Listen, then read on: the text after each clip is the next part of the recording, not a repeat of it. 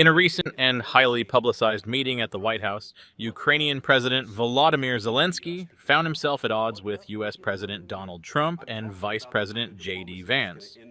The encounter intended to solidify a minerals agreement and discuss security assurances amidst the ongoing Russia-Ukrainian conflict, instead unraveled into a contentious exchange, culminating in Zelensky's premature departure from the Oval Office without the anticipated deal being signed. The backdrop of this meeting is critical. Ukraine, endowed with substantial reserves of rare earth elements and other valuable minerals, has been seeking international partnerships to harness these resources for economic revitalization, especially crucial given the protracted conflict with Russia. The United States, under President Trump's administration, expressed interest in these minerals, proposing a deal that would grant American companies significant stakes in Ukraine's mining sector.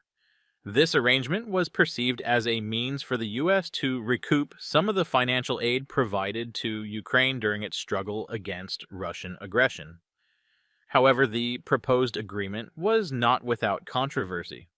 Reports indicate that the deal stipulated the U.S. would receive 50% of the revenues from Ukraine's mineral extractions, a term some analysts compared to the reparations imposed on Germany post-World War I.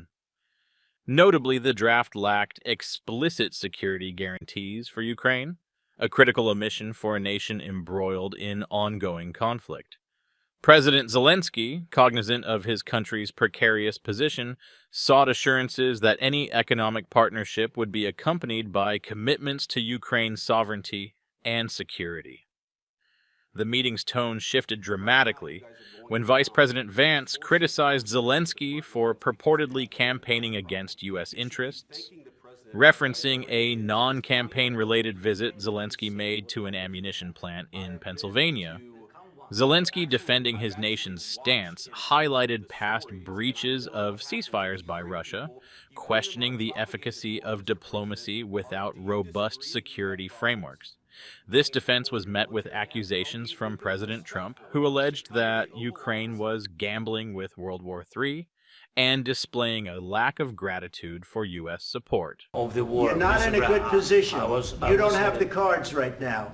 With us, you start having cards. Right now, you don't. You're playing cards. You're playing cards. You're gambling with the lives of millions of people. You're gambling with World War III. The fallout from this encounter was swift. The planned signing of the minerals deal was aborted, and subsequent joint press engagements were canceled. President Trump publicly accused Zelensky of disrespecting the United States, stating that future discussions would only proceed when Ukraine was prepared for peace.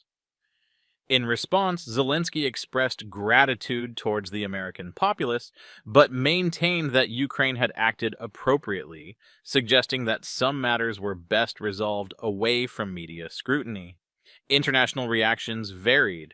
European leaders, including French President Emmanuel Macron and German Chancellor Olaf Scholz, reaffirmed their support for Ukraine, emphasizing the importance of standing by a nation defending its sovereignty. Within the United States, opinions were divided.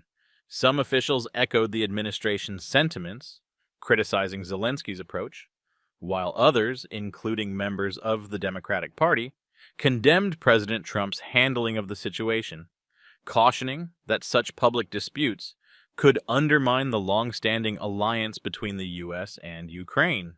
The crux of the matter lies in the complex interplay between economic interests and national security. Ukraine's vast mineral wealth presents significant opportunities for foreign investment, but not at the expense of its sovereignty or security. President Zelensky's reluctance to proceed without concrete security guarantees underscores a broader concern: the necessity of ensuring that economic agreements do not compromise national interests or leave a country vulnerable to external threats. In light of these events, the question arises, should President Zelensky apologize to President Trump? From a diplomatic standpoint, apologies are often extended to mend strained relations. However, in this context, an apology could be perceived as acquiescence to terms that may not align with Ukraine's national interests. Zelensky's steadfastness reflects a leader prioritizing his nation's sovereignty and the well-being of his people over external pressures. Furthermore, the absence of security assurances in the proposed deal is a significant oversight. For Ukraine, a nation facing ongoing aggression, any partnership must encompass commitments to its defense and territorial integrity. Accepting an agreement devoid of such guarantees could set a precarious precedent, potentially emboldening adversaries and undermining Ukraine's strategic position.